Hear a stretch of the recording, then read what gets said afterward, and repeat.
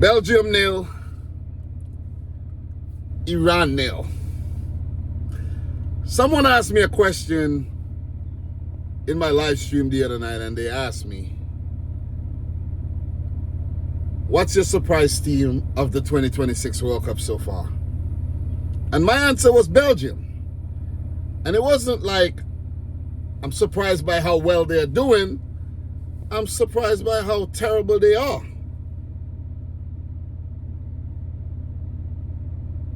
Two draws for Belgium are terrible results. For a team of that caliber, terrible results. I'm not saying they're in a whole world of trouble or anything, because they should be fine.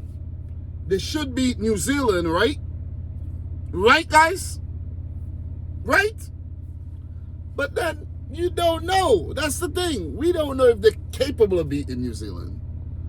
They might as well lose to New Zealand. But I think they should get their act together against New Zealand and pick up a victory. And they will be in the round of 32, in my opinion.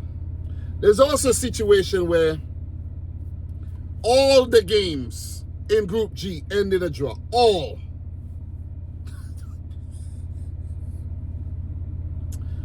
That'll be crazy. So what are you going to go on? What's going to be the separator? All the games end in a draw, which means all the teams would have the same head-to-head, the same goal difference, you know, same number of goals. Well, not really the same number of goals scored, because if you're playing to 0-0 draws and the other teams are playing to 2-2 draws, then you're below them, you know? So it's going to get tricky. But we may see a win. We may see a win in Group G. We may see a win in Group G. But what is going on, man? What is going on? It's a 0-0 draw, right? But Belgium were the favorites to actually win the game. So Iran would feel like, yo, we got a positive result. But for Belgium, this is not really a positive result. You see what I mean? It is not a positive result. They have to win these games against these opponents. And no disrespect to Egypt, no disrespect to Iran. Belgium got to pick up victories against these teams. Belgium should have been on 6 points. Belgium should have actually taken 9 points in this group. But it's tournament football. Anything could happen. And we're seeing a lot happening here. They had a lot of the ball, but failed to beat Alireza Beiranvand. I don't know why I'm thinking, but Jahanbash did play in the match too. But Alireza Beiranvand failed to beat him in goal. 22 shots at goal, 7 on target, wasteful for the most part. But when they were on target, it was dealt with by Beiranvand. You know, it's kind of tricky when you say, oh, they weren't inventive enough or they were unimaginative in the final third. But they were inventive enough to actually produce those chances to test Beiranvand. But it just lacked the finishing product. That's it. It just lacked the finishing. You're basically hitting the ball straight to the keeper or too close to the keeper. Whatever happened to putting it in the V. You know what I'm saying? Whatever happened to hitting it so hard that the keeper can't even stop it. You see what I'm saying? Belgium deserved nothing more. They probably should have actually lost the game. Went down to 10 men. I think his name is Nathan Ngoy. Silly mistake, passing back to the goalkeeper and, you know, not getting enough purchase on the ball and have to pull back the Iranian attacker. Straight red. He will miss the next game.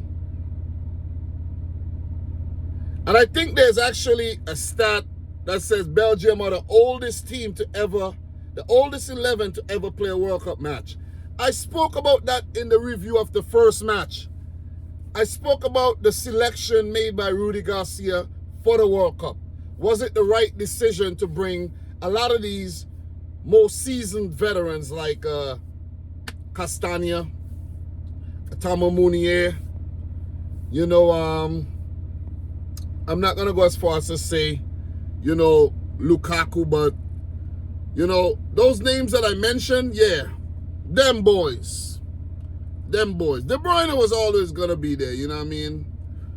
But you have Axel Witsel. Never expected to see him in the squad. You know, they have players, but maybe Belgium are yet to get their 11 right. Maybe that's what it is. Because when I look on the bench, I see youth. You know, I see players with talent. Maybe they need to, maybe they're not getting their combination right. Maybe that's what it is. You see what I'm saying? Maybe some tough calls need to be made. But as for Iran, they would walk away very happy. A point against New Zealand, they maybe should have won that game. A point against Belgium, and everything to play for in the final group match against Egypt. That's going to be a good one. According to what Egypt does against New Zealand later, which I think Egypt should beat New Zealand. I did predict the draw because New Zealand simply don't lose World Cup games, it seems. But that's going to be a tasty fixture. If Iran manages to pick up another point, 3 points might be enough with a negative goal difference to go through as a best third place team. Because Belgium, maybe they'll beat New Zealand. Maybe Egypt will beat New Zealand and they would all go through. Who knows? Let's see. But Group G is shaping up to be a very interesting group. So in terms of the brackets, let me check out the brackets really quick. I haven't taken a look at the brackets for this group. But if I have to take a quick look at the bracket, I should have already had that pulled up. But I want to take a look at the bracket, knockout stage. So Group G, the runner-up in Group G will play the runner-up in Group D. And the winner of Group G will play a third place team from A, E, H, or J.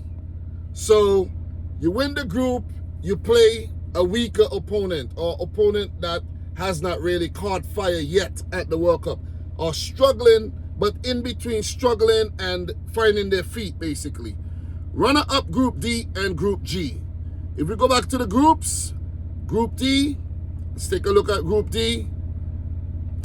Group D, the USA group. The USA group. USA, Australia, Paraguay, Turkey. So you come in second. The USA already topped their group, so you avoid the USA. And the runner-up will play Australia, Paraguay, or Turkey. That's not a bad matchup, man. That's not a bad matchup at all, if you ask me. That is not a bad matchup. We're not going to go further than that in terms of like round of 16, one step at a time. But give it up for Iran. They tested Thibaut Courtois on many occasions. Let me go back to the match really quick. Iran, 7 shots at goal, 3 on target, 32% of the ball, 2 or 6 passes with a 73% pass accuracy. Even with Belgium going down to 10 men, Iran weren't able to capitalize on that one-man advantage. So, in a way, you got to give Belgium some credit there, who are still going for the win. So, it was a very cagey affair, but all credit goes to Iran, man. All credit goes to Iran. They picked up a very improbable point in this fixture. Belgium, when are they going to get it together? Maybe the next game. Maybe they get knocked out. Maybe in the knockout phase they I don't know, but they're not looking like a team that would actually. They're not convincing. I don't think they get too far. I'm not convinced, guys. So, Iran, they have never advanced out the group stage. So, this would mean everything for them. And plus, you got to mention what's going on in the geopolitical world with Iran, Egypt, Lebanon, the USA, all of these. You know, I'm not a big political guy, but that actually has a lot to do with the national team as well, where they actually threatened not to, I can't remember what exactly happened. Either they were threatening not to attend the World Cup or something like that, but they're here and they're performing very respectably. So guys, thanks a lot. Subscribe if you like the video if you haven't yet done so. And until my next one, peace out. Rich Squad.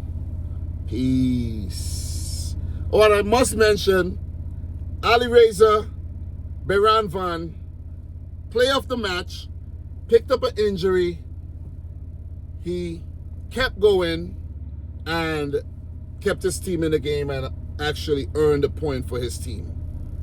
Player of the match, Alireza Beiranvand. Guys, we'll talk soon.